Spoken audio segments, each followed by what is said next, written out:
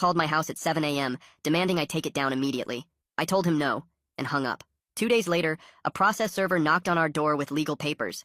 The Pierce family was filing for a restraining order, claiming I was running a harassment campaign against them. The paperwork said I was causing them emotional distress and damaging their reputation. My mom read through it and laughed at the part where they claimed to be victims. We had to appear in court the following week. Nadine met us at the courthouse wearing a sharp black suit and carrying a thick folder of evidence.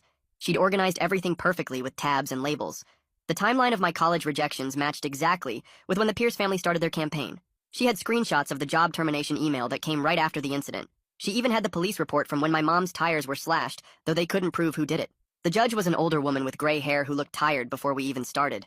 The Pierce family's lawyer went first and painted me as a dangerous student who'd poisoned a teacher and was now stalking the family online. He showed printed screenshots of the fake social media accounts I'd made and tried to connect them to me. Nadine objected and pointed out they had no proof those accounts were mine.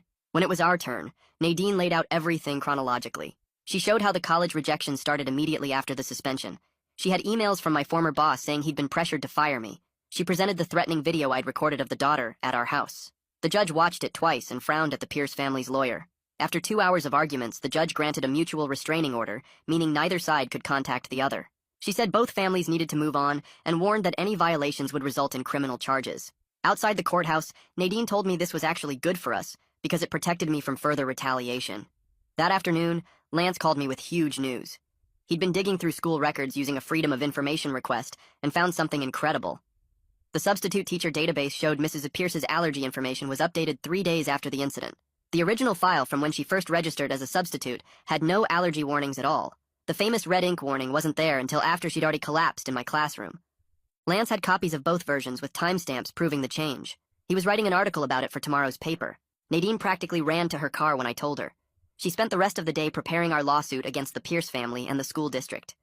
The complaint was 40 pages long and alleged negligence on the school's part for not having proper allergy protocols. It accused the Pierce family of defamation and intentional interference with my economic opportunities. She filed it electronically that evening and hand-delivered copies the next morning. The school board called an emergency meeting for that Thursday night. The auditorium was packed with angry parents on both sides. Some supported the Pierce family and said the school needed better safety measures. Others thought the whole thing was blown out of proportion and the school had overreacted. One dad stood up and said if peanut residue was really that dangerous, then the school should ban all peanut products immediately. Another parent pointed out that would punish hundreds of kids for one incident. The arguing got so loud the board president had to call for order 3 times.